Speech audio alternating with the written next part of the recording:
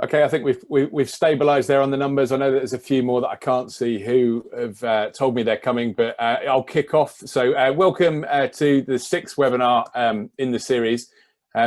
Today we've got a great range of speakers talking on the topic of incubators, incubation and nurturing technologies in the professions. We will get on to the main event very quickly. Before we move on though, just to give everyone a quick highlight on the project that this is part of. So the main project, as I've kind of said in previous weeks, has three elements to it, and it's looking at the adoption and diffusion of AI and advanced technologies in mid-tier firms. And actually, the project that today's presentations really relate to is a project led by George Martins and Shay Brooks with myself at the University of Sheffield. And this is very much looking at the kind of the other side. It's looking at the nature of incubation, the nature of incubators, and trying to understand the difference in the types of incubators that exist and the kind of the incubation that is offered to the firms that are incubated. So it does relate to this kind of bigger project because many of the firms that we've been talking to here are very much interested in these kinds of technologies. They're interested in trying to understand the emergence of these technologies and how they shape the future of legal practice and the business of professional services and legal practice in particular. So we've got these great speakers that are going to share the insights of what they're doing around their firms and the incubators that they work with. And there'll be a briefing that's going to accompany this webinar that will be released shortly, and we'll make sure that that's shared, really updating people on that variation, some of the lessons that can be learned from it. If you are interested in other aspects of the core project, we've got two offerings at the moment, which is really around the nature of futures. So first of all, helping firms, large and small, thinking about the challenges facing the future of the professions, and particularly around the adoption of AI and data. And a second opportunity to engage with this, where as a result of being funded by the Industrial Strategy Challenge Fund in the UK, we're able to work with different firms delivering design sprints to help them address some of the challenges around advanced technologies and data and how they can be overcome. So thinking not just about the technical and the AI issues that may be there, but really around the organizational challenges, the people-based issues, and other opportunities that we can kind of help those organizations think about in addressing those big challenges. So like I said, we've managed to get to week 6. We've still got a number of other webinars scheduled, which we hope that you'll be able to join us with. So next week, we've got a presentation with a panel talking and looking at the topic of preparing next generation of lawyers, particularly what that means for people coming into the profession and progression through the profession. And the week after, again, we'll be looking at some of the issues associated with the dilemmas of IT adoption in professional services, but thinking about it from the client side as well. So as opposed to just having kind of legal and professional services firms, we've got Monzo Bank, we've got American Express, Thomson Reuters and Sky talking, and that will be chaired by Fraser McClay from the University of Sheffield. So really pleased to see that there's such kind of interest in the webinars, and do kind of share them with others that you think may be interested in these topics. We recognise that people are dipping in and dipping out where the topic particularly captures their attention. So before I hand over to George Martins, who's going to chair today, I'd just like to kind of highlight a couple of partners who have been really supporting us with this webinar and have got their own activities ongoing as well. So the AI for Services out of the KTN based in the UK are really trying to look to develop the capacity and the capability within the profession space as it relates to AI. So I highly recommend that you join the AI for Services network if you haven't already. They're a great source of information, and also thinking about future funding calls. They have had a series of events, and their next one is up and coming on the 13th of July, particularly looking at the insurance sector. The Legal Tech Association, so again, represented on the board of our project, they've got a number of events that they've been having, and the two forthcoming ones there. So looking at wills and LPAs during lockdown, and another important topic on cybersecurity review. So relevant for both the partners and others interested in law firms, but also on the tech side as well, with budding and emergent startups in this space. So please do, again, share that if you think you know people that might be interested. So again, just briefly before I hand on to George, our speakers today, you can see there, it's great to have such a broad selection across 3 continents. And also these are individuals who have contributed to the research work that we've been doing. So we're exceptionally grateful for that as well. So thank you in advance for contributing. And George, I'll hand over to you. Thank you very much, team. And again, welcome everybody. As you said, we do have an impressive lineup of 4 speakers today, each representing, I would say, a particular take on the process and practice of tech business incubation. So this variety of perspectives, I think, will be incredibly useful to better understand how incubation models influence technological innovation outcomes for professional services firms. And what our speakers will share with us today is the perspective of incubators. So we will hear about different incubator profiles, different funding models, different operating models, different incubation experiences. So again, thank you all for joining us. In terms of process, each speaker is going to offer us around 10 minutes of personal reflection around their incubators experience. We will run the speakers back to back, and each speaker will use their 10 minutes sequentially. But as we go, I do encourage the audience and participants to post questions and comments to our open chat. What we will do at the end of this sequence of 4 presentations is we will have a panel Q&A where we will have the opportunity to revisit those questions and discuss them in a little bit more detail and pick up on themes that can be broadened, and maybe each of the speakers can comment on those issues. So we start with our first speaker, Ville Simola. Ville is CEO of Maria01, the largest startup campus in the Nordic countries, based in Helsinki, Finland. Ville will tell us about Maria01's experience of being the glue that sticks together corporate partners, funders and startups, and also Maria01's approach to measuring the impact of startups. So over to you, Ville. Thank you, George. Let me just set up the presentation. All right, here we go. I hope you hear me well. So thank you very much for the kind invitation. So like George said, so my name is Ville Simola, and I'm the CEO for Maria01. We're based from Helsinki, Finland. Yeah, I'll be sharing the story of Maria, and in the end, giving you a snapshot of how do we actually measure the impact of our startup companies. To start off with kind of the Maria01 story. So the buildings you see in the picture are old hospital buildings. So Maria01 actually used to be a Maria Hospital, which was the oldest hospital in Finland, founded in 1880s. And 2014, the hospital operations ceased to exist. And in 2016, we started Maria01. And Maria01 has 3 main owners. So we have the City of Helsinki, the Startup Foundation, and Helsinki Enterprise Agency as our owners. And they're also the founding partners. So I would say Maria has been a pretty successful example of a public-private partnership as a startup incubator, or startup campus, as we like to call it ourselves. So then, I mean, obviously, when we talk about startup campus, startups are the main glue, like George said, and they're in a very kind of central focus in everything we do, since pretty much the innovations are driven by them. But we do host other very important stakeholders here at the campus as well. Investors, we do have 12 venture capital funds and other investors here physically located at the campus.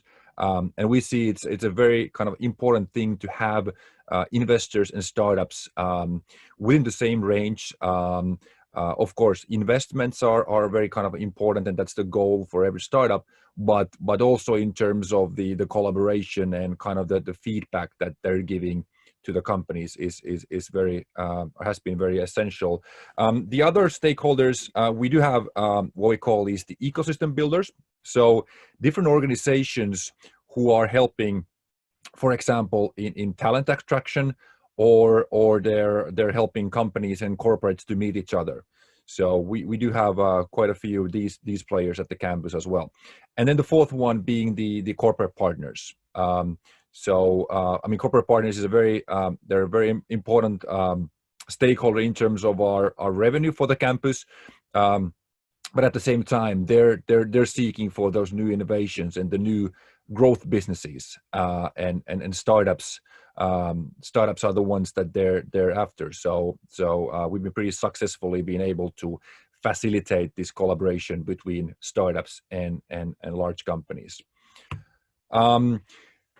I would say one of the kind of main things at Maria 01 is the community. So whenever we have a new company or new partner enter the campus, we want to make sure that they understand the kind of community aspect of our campus. So it's very much about helping each other, giving back to the community, and kind of keeping that spirit up. I mean, obviously during the COVID times, it hasn't been that easy since people have been in different locations, but still, that's definitely a strength that we've been having also during the crisis of companies helping each other, investors helping companies, and so on.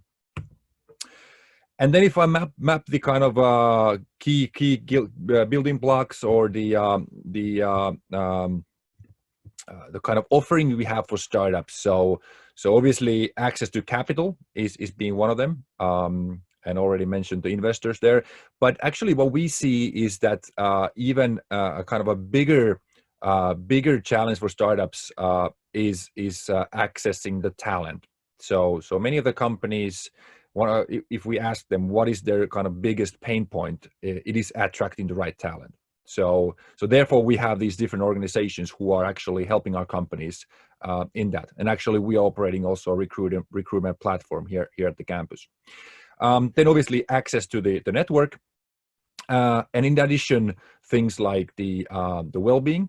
In the tech scene, it's obviously, especially during these difficult times, it's very important to help companies and to have kind of a coaching on the well-being part.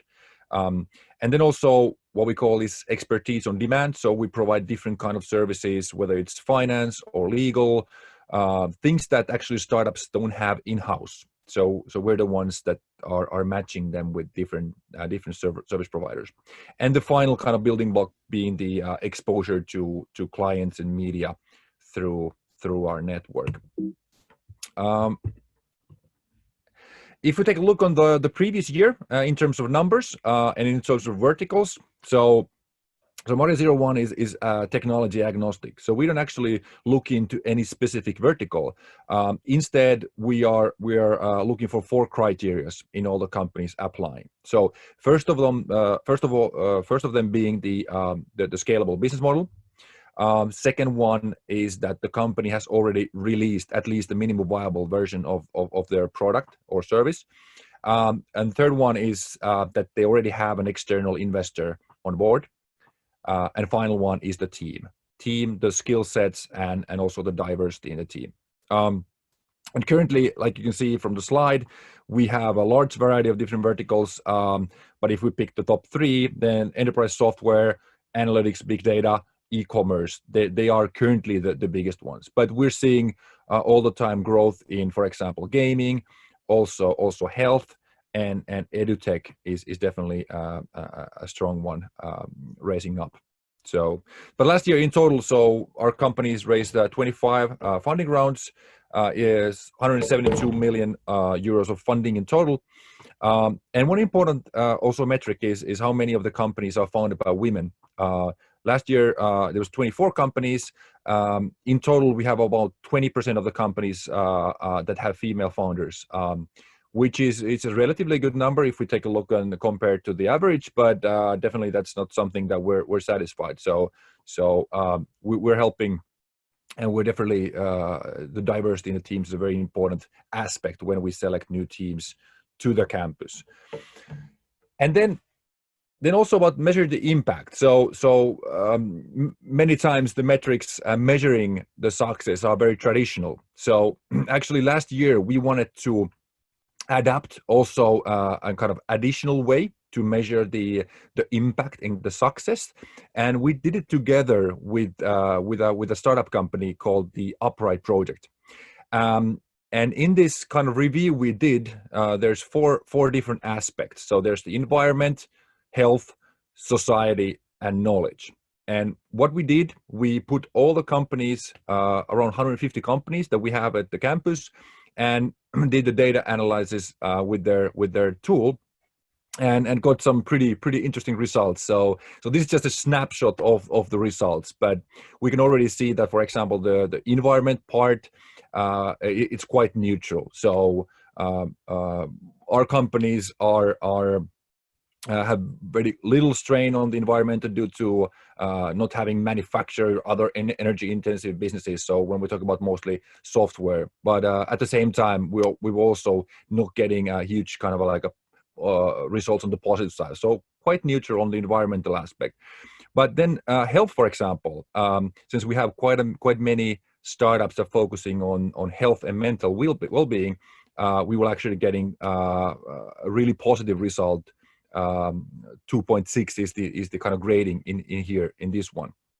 But the biggest one on the positive side was the society aspect. So with that one, measuring the taxes, the jobs created, social infrastructure, equality, social stability, and in that one we got a very kind of a positive result. The last one, the knowledge area, I think that's an interesting one, since when we talk about startups, they are using a lot of scarce human capital, and at the same time they're not creating that much revenue yet. So actually in this analysis we got negative results because of the companies have not yet grown into a kind of a larger revenue creating kind of companies yet. But a very kind of interesting approach. Just wanted to give you a snapshot on that as well. But yeah, in a nutshell, that's what I wanted to share about Maria 01, and very happy to take the additional questions in the panel part when we have more time. Thank you very much. Thank you very much, Ville. So I do invite our audience to input their questions, and I've seen that there are already questions coming in. We will keep an eye on those and we'll revisit them towards the end. Thank you, Ville. Really interesting observations there, especially around the notions of community, what you've identified as key building blocks for incubation, and also for identifying this knowledge distribution as an indicator for impact for the startups you are incubating. So I suggest we move now to our second contributor. Our second speaker is Sophie Martinez. Sophie is the founder of Future Law, where one of the projects she runs is Legal Tech Vienna. Sophie is going to talk about her experience at what is the leading innovation and digitalization platform for the legal industry in Austria. So Sophie, can I invite you to share your thoughts? Sure. Thank you very much. Can you all hear me properly? I just put on my slides. Here we go. Like the fancy slides. It's just a quick one. Now, I'm actually the founder of, quick, it was even quicker than I was usually. Hi, I'm Sophie and I'm the founder of Future Law. Now you don't see Future Law here because Future Law is the company I run.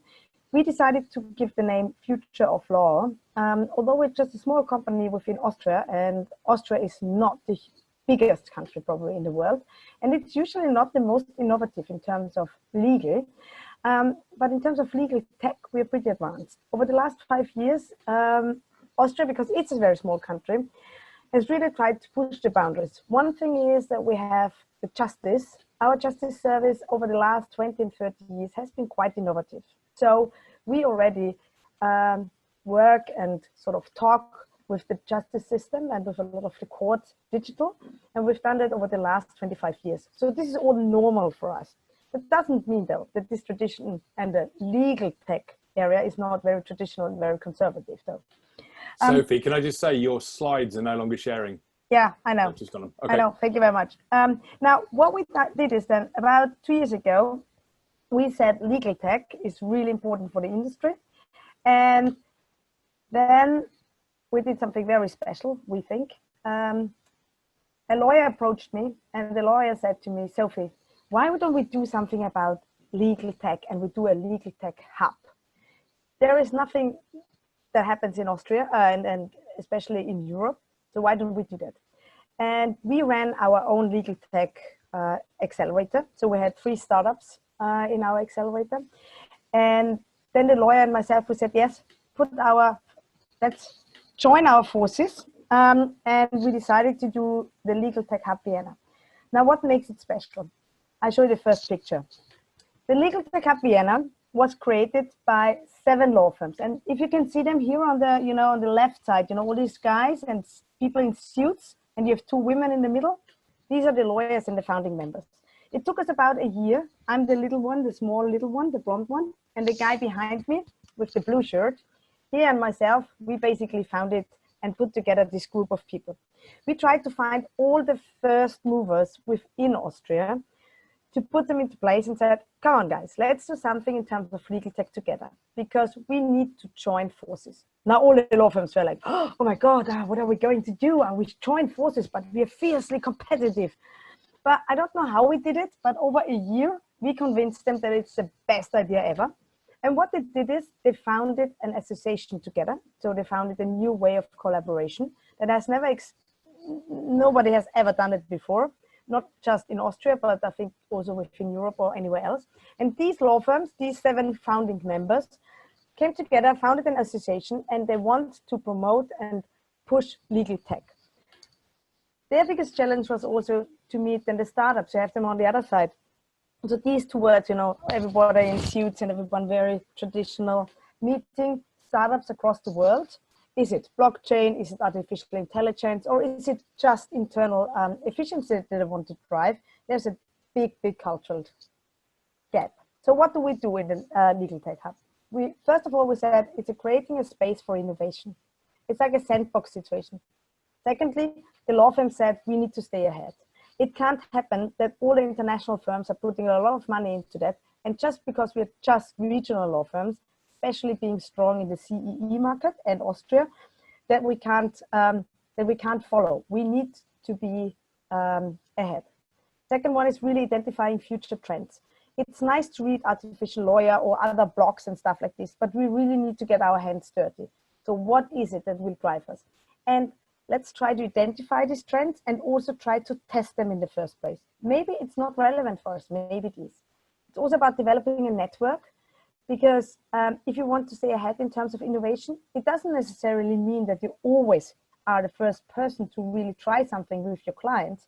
But for the law firms, it was really important at least to understand it and to develop a network where you can safely discuss options and future trends. It's also a bit of an extended R&D platform. So we do research and development for them. And it's really about getting startups in and learning from startups as well.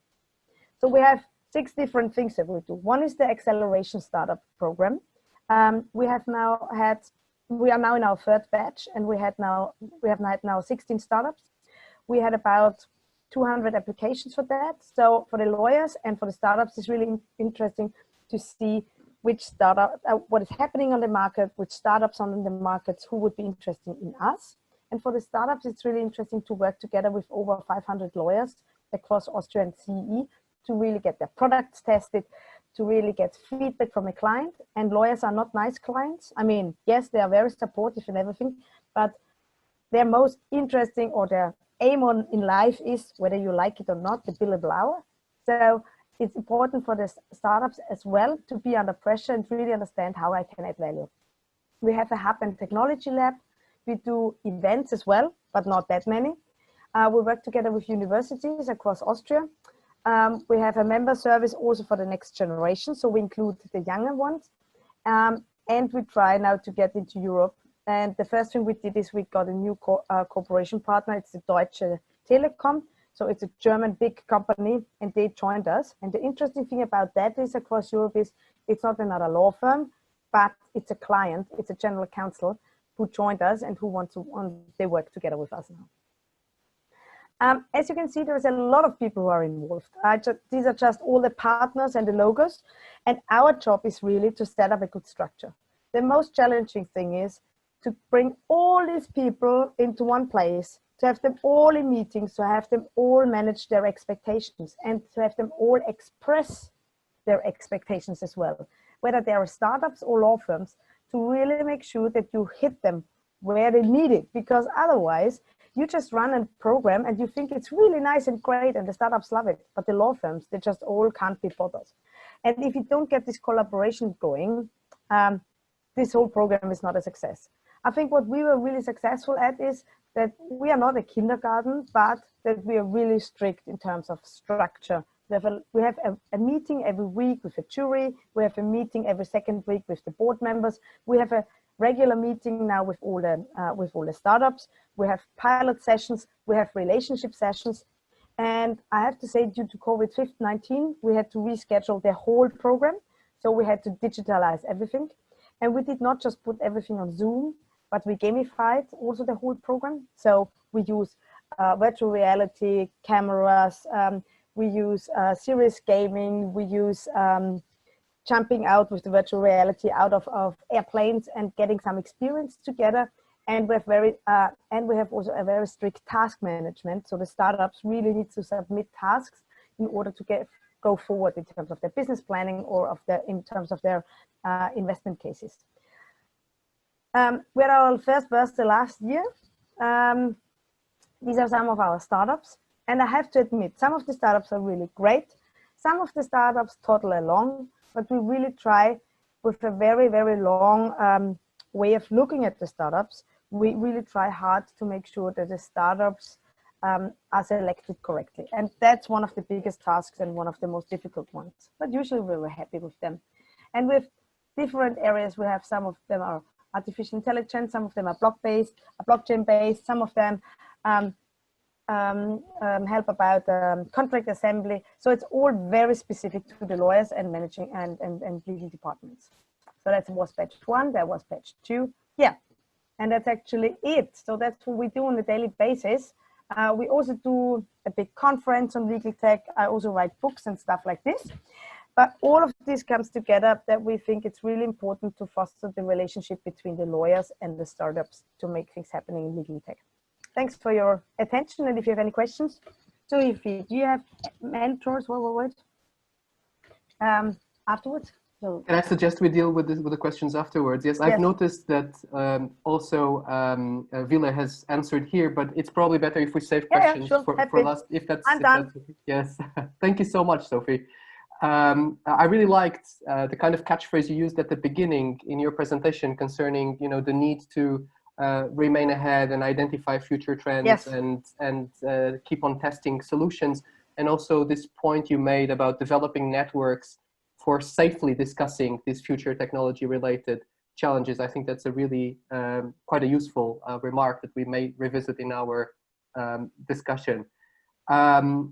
So it's good that the questions keep on coming on our chat inbox. So before we move to our third speaker, this is just another reminder that the chat is open and that if you have questions or reflections, do post them in the chat and we will come back to those later.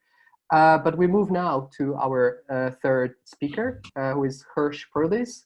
Hirsch is the director of the Legal Innovation Zone, and that is Canada's first legal tech incubator.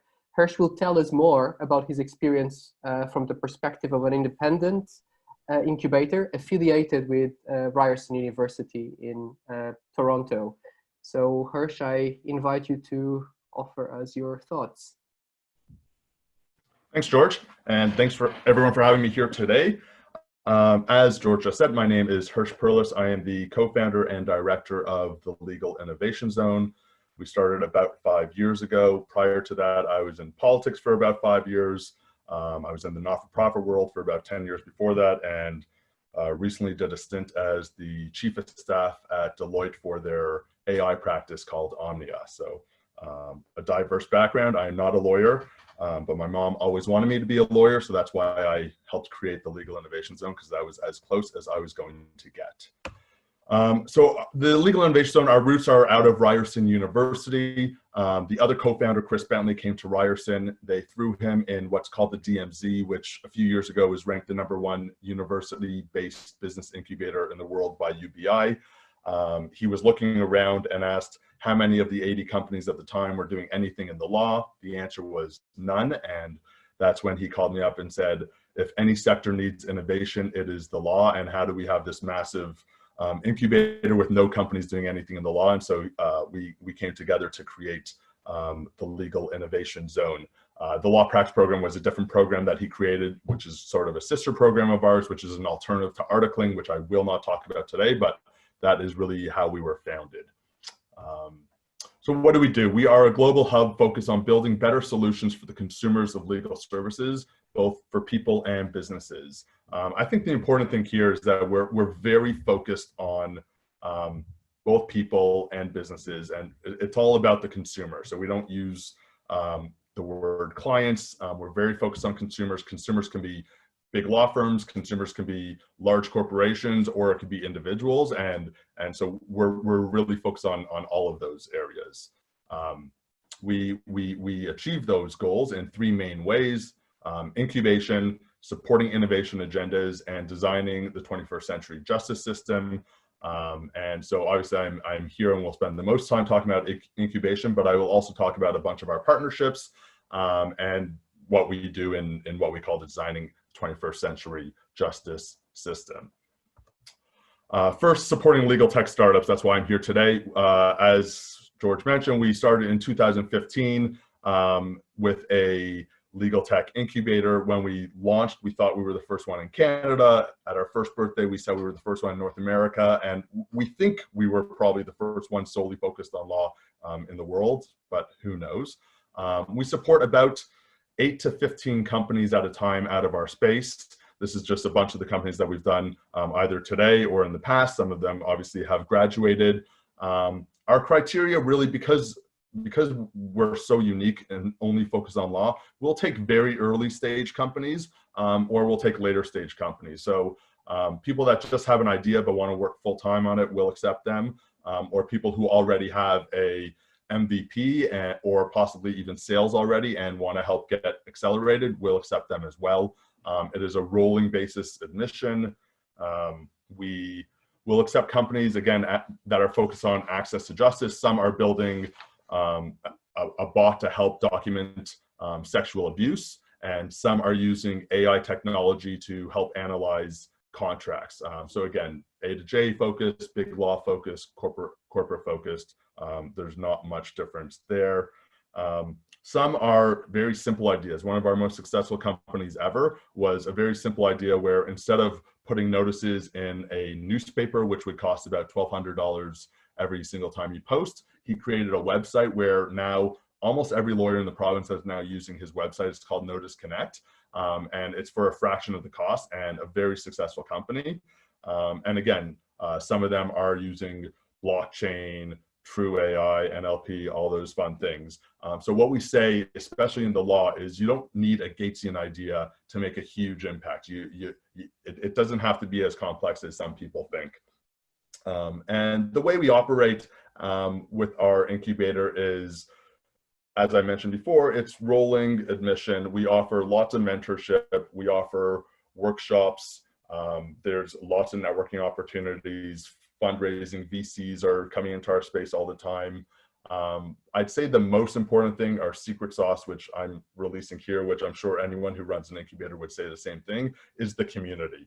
Our community is absolutely important. Even though people are working on different ideas, they're all going through the same struggles. How do you sell into a law firm? How do you raise money? Where do you find a developer? How do you afford developers? Stuff like that. And so the community is very, very important.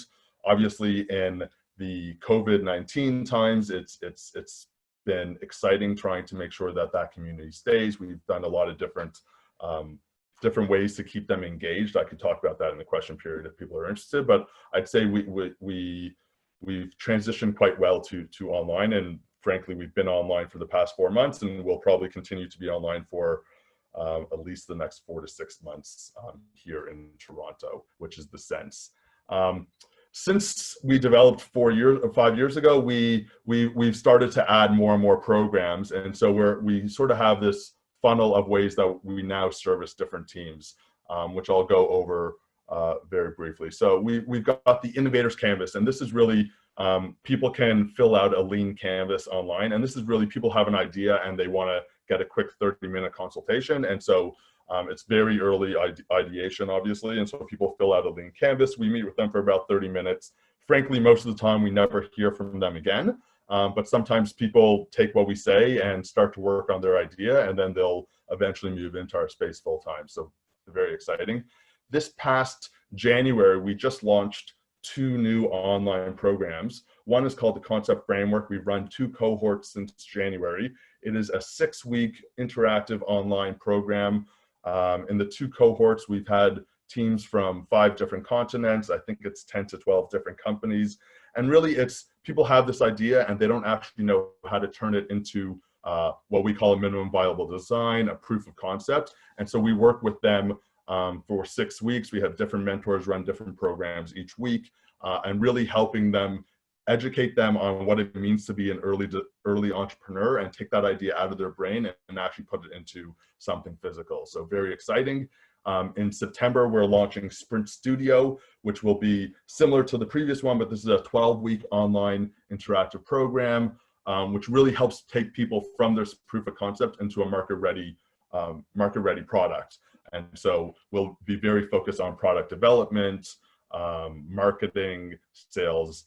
So we're very excited to be launching that. Our applications are open right now. And again, both of these programs are international programs. And so far, we've had applications from, I think, 3 different continents, but that'll close in August and it'll kick off in September. And it's a new way. So both of these programs were just new ways of engaging with different legal tech entrepreneurs over the past many years. We've been getting calls from different areas, and our incubation program, really, you have to be pre-COVID-19, you have to be in Toronto because community is so important to what we do. And so we launched Concept Framework and Sprint Studio with the idea of how do we get more people engaged around the world, and obviously build a bigger funnel for us to get more entrepreneurs into our space eventually. So very exciting programs, and we took a chance with Concept Framework and it was quite successful. So hopefully Sprint Studio will also work. I often say at the Legal Innovation Zone, we are very similar to entrepreneurs. You take a chance, don't be afraid to fail, and hopefully things work out. I've already spoken about our incubation. I know there was a question earlier about time period. So I'd say the average time that teams spend in our space is about 18 months.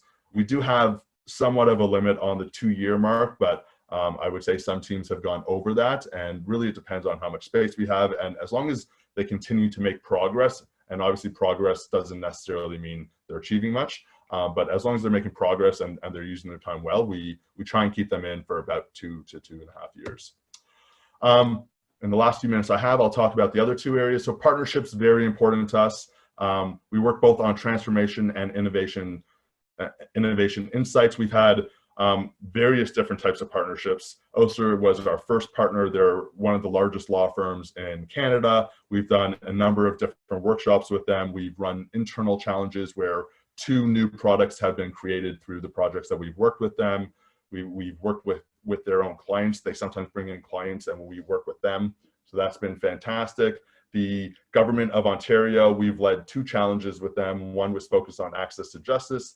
Another was focused on artificial intelligence, where they put up a bunch of money and we have teams apply. We host them for about 4 months. And then they compete for the AI challenge, was about $100,000. And most recently, we've done 2 projects actually out in the Ukraine, where we worked with their social justice, their legal aid community, and we ran 3 days of programming for them a few years ago. And actually last year, they invited 5 other countries to Ukraine, where we ran a few days of workshops, design workshops for them. So it's, everything that we're doing is really trying to build and drive innovation, either within corporations or governments, or provide obviously the insights that we have from everything that we've done over the years. And finally, designing and developing the 21st century justice system. We say that cheekily. Frankly, it's our way to cause trouble in the sandbox of the legal system. I think anyone who works a lot in the legal world gets frustrated that sometimes they're not keeping up with innovation that other sectors have. And so we have spent a lot of time working around family law, and we've done community collaborations, we've written white papers, and we actually ended up having a foundation approach us that they liked some of our ideas. And so about a year ago, we built what's called the Family Law Portal, which is a way to educate people about their rights and responsibilities when going through separation. So you can go on the portal and fill out your information, and it sort of guides you and gives you some education because we think it'll help smooth out a very difficult process for many. So we've done a lot of work in family law. So I've a few more deep thought slides, but I think I'm out of time. So yeah, thank you very much for having me, and I look forward to some of the questions. Thank you very much, Hirsch. Very interesting points you made there. I'm sensing many commonalities around what it means to build and sustain community in the context of startup incubation, and that really tallies up with what we've been observing in our research and findings. So it's very useful to hear your take on that too. I see that questions keep coming in also on the chat. We'll get to those. But I want to now, well, thank you once again, and move to our final speaker, Laura Collins-Scott. Laura is innovation lead at Clifford Chance, and Laura is going to tell us more about Clifford Chance's legal tech innovation initiative, Create +65 in Singapore, where there is no formal intake of startups into a traditional incubation program, I understand, but where startups collaborate with Clifford Chance within an environment of exploration that we will hear more about. So over to you, Laura. Cool, thank you, George. Just load up these slides.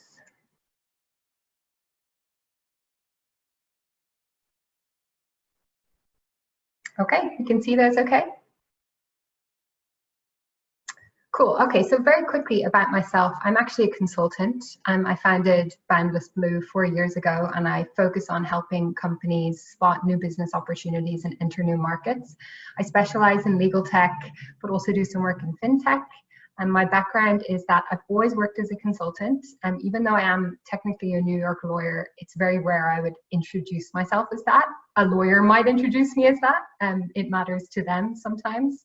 I think it's helped me in this industry to technically be a lawyer, but I'm very much on the technical side. And my biggest client in the past few years has been Clifford Chance. I've been working with them since 2017, initially in the UK.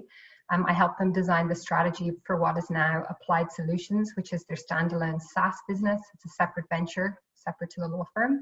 And then about 18 months ago, I relocated to Singapore, established my consultancy here, and I've been helping them grow their innovation activities in Singapore. So I'm going to focus today on Clifford Chance and on the innovation lab that we have been building for the past 18 months. So it is called Create +65. It is based in Singapore, but we cover the Asia Pacific region, and we're very focused on adopting emerging tech that helps lawyers and helps how we serve clients. So we're very much on the delivery and client service side of the business versus perhaps the operational or back office side of the business. And we are supported by the Singapore Economic Development Board, which I know from previous conversations with Tim is potentially of interest to some of the people in this group. I'll speak to that in a moment. And then through that relationship, we're also partnered with the Future Law Innovation Program. And the Singapore Economic Development Board, that relationship I think has been instrumental to what we've been able to achieve in Singapore, and in no small part to some of the conditions or milestones that are associated to our with our support that we get from them. I think that's really created an incentive for the firm to have to do something in this space, and because that funding was conditional. As much as that has probably put people under pressure, including myself, I think that pressure has actually been a very positive thing for us. And then the Future Law Innovation Program, they are technically a government body, and they're really trying to cultivate the community in Singapore. It's not a big place, so we all know each other pretty well. And what we try and do is make sure that what we at Create65 bring complements Flip, and we try our best not to overlap, because of course what we can bring as Clifford Chance as a potential major customer of these startups is quite different to what Flip can bring. We don't typically talk a lot about some of these things. So actually the slides you're seeing, I've pulled together different headlines, different things so that I can share some of our pipeline. Some of our pipeline is still confidential. And we have a few things that you can see on the screen. So on the top left is our program called Create65 Incubators. And this actually strikes me as being quite similar to Hirsch's 12-week Sprint Studio program that he's doing in Toronto, where we take startups in, not necessarily in, that's misleading, but we work with them for a fixed period on a specific challenge. Depends on the maturity of the startup. If they're very early stage, we'll help them validate their use case through client and lawyer workshops. If they're further along, we might do a proof of concept. Some of the other things I've included here, bottom left, Automation Academy with Joseph. We've got our collaboration Compare Now on the bottom right. And this is where we are collaborating with Asia Pacific startups to develop products or programs. And then we've got Anduin Issue Tracker. I call this out specifically because I think this one is a good example of how our 12-week program could work. So these guys came in with a great deal management platform. They're a very compelling startup. And while we were interested, we weren't quite sure if it was ready for the scale of our business. While we were getting some feedback from lawyers, they actually identified a separate but complementary problem where lawyers struggle to track issues. So if you've got a large deal, you need to track all your negotiation points, and that can sometimes take place over years for the deals that we do. And that led to Anduin, who have an excellent engineering team, proper Silicon Valley engineering team with all the talent, built something super quickly, and we now have a product that they built, I think, in 3 months in the hands of our lawyers being tested on live deals. So that's probably our best example of something going the whole way through the flow of our 12-week program. And something also that Hirsch said that we share is that our lab is only 18 months old, so that's quite young. Not many law firms have done this yet. And while we have plenty of examples in other industries, actually there aren't that many examples from law firms. So we are very much experimenting ourselves. There are some lawyers that would love us to launch big bang, huge programs and, you know, take a lot of startups in. And that while that's a great story, we need to make sure that we are ready to support startups in that way, which is why we are a little bit more conservative, but very focused on having real outcomes. So we want to actually create commercial outcomes, whether that be us buying the license of a startup from a startup, or whether we partner with them and take something to market. So I'm going to share a couple of things that we've actually been documenting over the past few weeks. And we've been looking at our principles and our lessons learned. We thought that these might be useful to some of the people here today. I will remind everyone that we are very much in the corporate space here. We are within a law firm. So some of these things might seem really obvious to you if you're in the startup or innovation space, but I hope they'll be of interest. So the first is documenting and agreeing your why. This seems so obvious, but in the corporate space, sometimes we feel that we should innovate where everybody else is doing it, but actually we haven't agreed why. Why would we invest? What return are we looking for on our investment? The why will dictate everything else that you do. So I'd always urge a corporate team to find this upfront. And the second thing that we've observed is this myth around innovation, and we're not the first, and this has been documented many times before. People that are unfamiliar with this space think innovation is quite crazy and chaotic. And parts of it, yes, you need some creativity and freedom. But actually for innovation to be successful, I'm missing an I in this slide. For innovation to be successful, you do need control. You need a process. You need to know when you should stop something. If you can't monitor the progress that's being made, it's impossible to know if you should continue. If you can't see what the return might be, it's impossible to know where the right decision is. If you haven't documented your existing processes, how do you know what you might change? So this is something that we're constantly explaining, that no, we can plan for innovation. There's parts of it that can be controlled and parts of it that need a lot of freedom.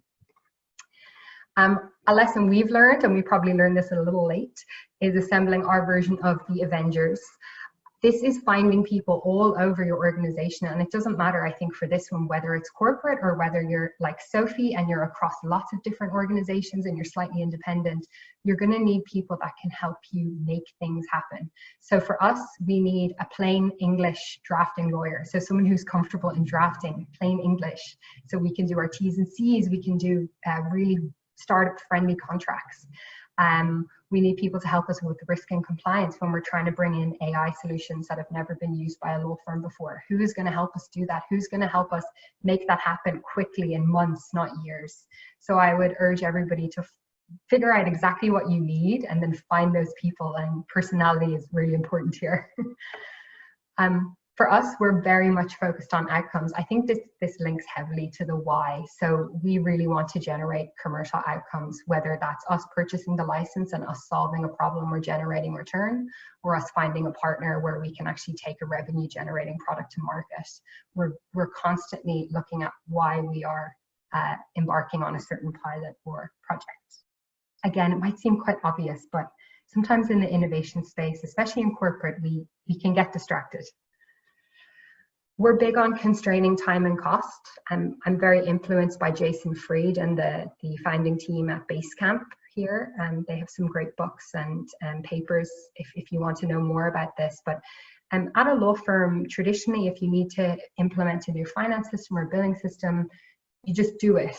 You get quotes, and then it sort of takes as long as people think it will take, and it costs as much as it will cost. You can't approach innovation that way. This goes back to the control as well.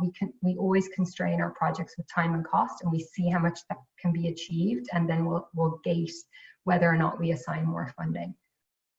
This can also be a slightly different message to sell in a corporate environment. People don't understand necessarily half doing something and then checking if it's working, but it's critical. Running out of time, so I'll go through these super quick.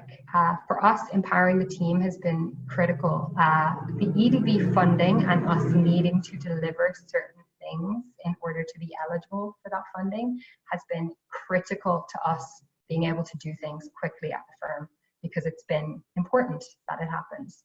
So whatever means you have, if you're in a corporate environment, you have to make sure your innovation people aren't just being pushed to the side or seen as, you know, nothing wrong with IT people, but they're being seen as like IT people that are coming to annoy them and do upgrades or whatever. It's a very different mission.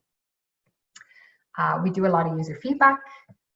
And the last one I want to go to is just be fair. I think this is where we might be a little bit unique in the legal industry.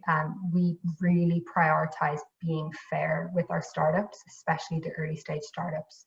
We pay them pilot fees, even though they might offer us their license fee for 20 users and it's a very small amount of money. We actually agree a deployment or a pilot fee for them to make sure that they're being compensated for the heavy amount of time they're investing. We'll pay them up front if we can. Often this is a small amount of money for a big firm, and it's a very meaningful amount of money for a startup. And we'll think of any way that we can support them. We'll give extra legal compliance time, help them with their contracts. I think this has generated a lot of goodwill for us in the Singapore market and has helped our reputation as being a good firm to work for. And so I would say that's probably our most important, which is why it's the last one. Okay, that's it from me.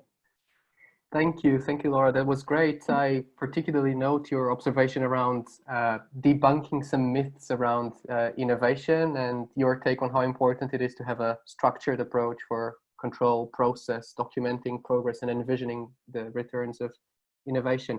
Thank you also to all of the speakers, and you've shared some really very useful insights. For the remaining time of the webinar, I suggest we now revisit the questions on the chat, and I've been trying my best to synthesize some of the very interesting questions that participants have been inputting, and I think that the synthesis is indeed possible. What I would suggest is that I'm now going to concentrate those questions in a single question that I would then ask each of the panel members to spend 1 minute on trying to answer, giving the perspective of their own incubator. So I've noticed that a lot of the questions that kept coming in focused essentially on your business models as incubators. So how are you funded? And we've seen that there's also granularity and differences between some of the incubators here being publicly or privately funded, or a mix of these. Also, in terms of your incubation process, how long do startups stay with you? How do you make your returns? And also, how do you assist startups and larger companies working together? So it's probably quite a lot to put together, but these are, I think that these are the areas of curiosity and interest generally. And I'm sure you get these questions very often. So maybe we start with Ville and we go sequentially again to capture an overview of your answers to these questions. Sure. Should I start from the first question, which was concerning the kind of graduation stage, right? Yes. Yeah, because I think that's actually a very, very important question. So, yes, just for the benefit of time, if you could give a general response that tries to capture these different dimensions that I've put together, that would be, I think, helpful. Okay. I'll try to do my best. But yeah, I mean, if I start from the kind of graduation thing, is then yeah, we pick companies for this 3-year period. And the 3 years we've defined as being the average time for a company to go from seed to Series A, and obviously the big goal being that the companies are growing, and then if that doesn't happen, then there's a gentle kind of kick for the companies to maybe find some kind of other channels and ways to build their business. So that was for the first part. And then there's the questions about the business model.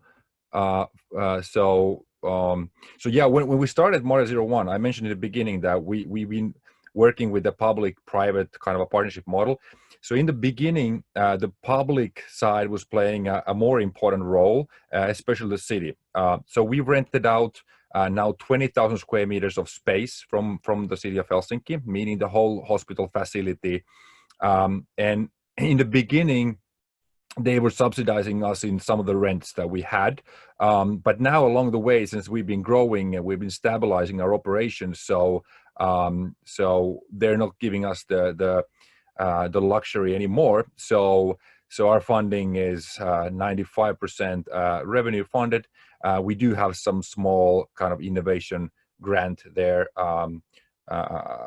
still, but I mean, and then the revenue funding, it comes through two different channels. So we have the kind of real estate part of the business, so all the companies that are having their offices here at the campus, and the other side is the service part. And in the service part, then it's a lot about these corporate clients, service providers, and investors who want to be part of the network. So they're the ones actually paying. It's not the startups. And obviously we make everything, make sure that we can give them the value that they expect to get from the network. Should I just continue with the questions, right? Yeah, just briefly on the relationship between the established firms and the startups before we hand over to Sophie. Sure. Yes. Yeah, I would say when so we have these like larger corporates and then kind of smaller companies as partners, and I would say pretty much all of them. Well, there's kind of one standard package that we provide for everybody, and that is the access. So the access to the campus, obviously, but more importantly, access to the network. And the network means basically all of our communication channels, the member portal we have, kind of different sources of information, and then the events. events. So that's kind of the standard package we provide for larger companies. And then on top of that, it's what we noted is that with companies, they have different needs.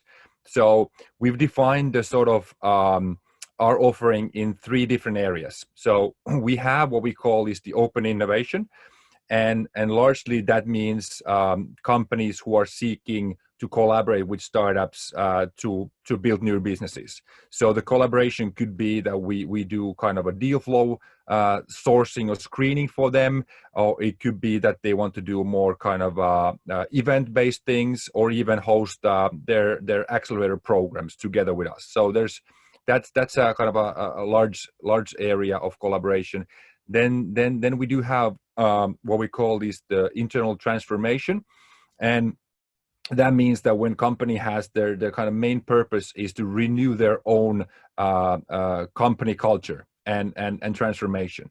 So then for example, we host this internal transformation program where we invite startups and investors from the community to actually coach and mentor these large organizations. And with some of the examples, we found that this is really, really successful and also efficient model to help these companies to learn the lean startup methodology and so forth.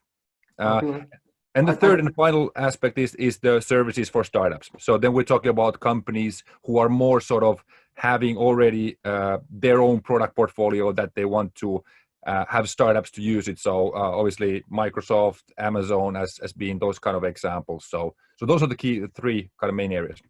Thank you so much, Ville. Sophie, over to you. Maybe just trying to combine answering these key questions with some final thoughts. Yeah, so my final thought is for financing. We are financed by the law firms and by all the corporate partners. So this is the way of how we finance it, and it's a constant try to also generate more partners, because I think if there are more partners, then we will have more money, and it might be more even interesting for the startups. In terms of the aims we want to achieve is 2 sides. One is we have the startups as a focus. So as Laura already said, we need to be fair to the startups, and we really need to make sure that we foster them. The worst thing is that can happen is that the corporates get a lot out of it, and the startups don't get anything of that. So we really try to protect our startups. I mean, protect in terms of we really try to make sure that they are fostered well and they're treated fairly, and they really get to product or whatever they need. So that's what we really try hard. And on the other hand, we have an aim for the corporate partners and the law firms. Give them more bill of flowers, no, but we really try to make sure that what we can see is a big change of mindset. Working together with the startups exposes them to a different way of thinking. I'm not saying about failure, but it's about, ambiguity. How do you deal with that? I need to give specific feedback, and it really increases their learning curve enormous. So these are the 2 goals. How we are financed. What was the other question? We have mentors and everyone assigned, and we have a very clear structure. Also, like Laura and Hirsch said as well, you need to accomplish, you need to make sure that people are aligned and it's clear what is expected from them, and it's clear what they need to deliver. I personally find this is the most difficult one, managing expectations, right? Get them delivered and make sure that people tell you what they want and expect, especially out of the corporates, because the startups is clear, and especially out of the law firms. What was the 4th question? It was the relationship between. I suggest we probably move to Hirsch without. Sorry, it's. No, I'm fine because we're short on time. So this yes, I'm very mindful of time, so it might. Laura and Hirsch, I would like to get in contact with you and Will as well afterwards, probably. George, I just need to jump out to my next meeting. Right. Okay. Thank you so much, Sophie. Yes. Yeah. So I won't take up too much time. Just on the financing side, we are supported by the university. We do a lot of programming on the university, and obviously partnerships is a very big part of what we do. Just before I get off, I want to thank George and Tim and everyone else for having me here. And obviously anyone on the call, if you want to connect, happy to have longer conversations, but thank you very much for having me. Well, thank you very much, Hirsch, and thanks for offering to answer any other questions from participants that we were not able to answer in this limited time frame. Laura, please, your final thoughts. Well, as a big law firm, I think there's no mystery with the financing, so I don't need to answer that question. Balancing startup and a large company, part of the reason we do this lighter 12-week program and we don't take startups in is that we try not to drown them with our mission. We make sure that they can survive, that they're doing other work, and we also give them a lot of press. So if it doesn't work out with us, they get to work with our brand, they get our press release. Reaching out to startups, we do a combination of research and then inbound leads through our program, like our 12-week program, we invite them. But we also, some of the best startups we find independently, because a lot of people tend to have their heads down when they're working hard on something good. Once you've identified it and you want to roll it out more widely, you have to make it someone's job. If it's not someone's job, it won't happen. And that person whose job it is to make that happen needs to be empowered a little bit, like I said in my presentation. So they have to have the sponsorship and the ability to do that. So yeah, I'll leave it at that. Thank you so much. This was really good fun, and definitely all the speakers, I would love to catch up separately. If you want to ask me questions, find me on LinkedIn. I'm happy to speak to anyone. Thank you very much. I was not the best timekeeper. That's probably down to how excited and interesting our panel was. I would just like to thank again all of our speakers and also all of the participants at the webinar. And I'll quickly hand over to Tim for a very final wrap up. Thank you again. No, so just to echo George's thanks, really. Thanks to the speakers for participating, some really kind of interesting stuff, and it shows that we selected well, and we've got some great kind of case studies coming through the research. The webinar will obviously kind of be hosted online, so hopefully the people that have had to drop out will be able to pick up. And really just to kind of flag again that there will be some more of these webinars forthcoming over the coming weeks. So do feel free to join us and follow up on the invitation of the speakers to pick up with them as well. So again, many thanks, and hopefully we'll see some of you again in future weeks. So thanks very much.